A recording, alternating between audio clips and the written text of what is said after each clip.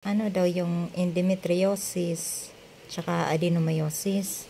Kasi marami pala sa mga kababaihan na hindi alam kung anong sakit ito.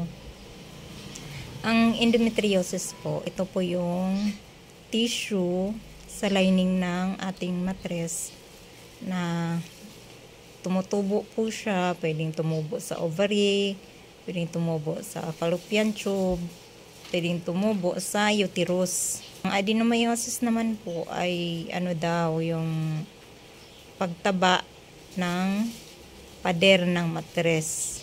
Akala ko yung bahay lang ang may pader, pati din pala ang ating matres may pader.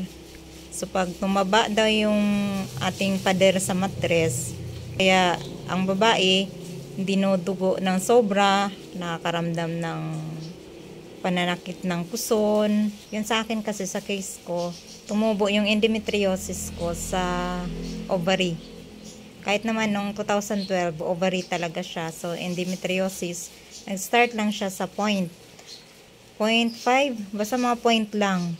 Maliit, wala pang 1 cm yun. Pero habang tumatagal, lumalaki po siya.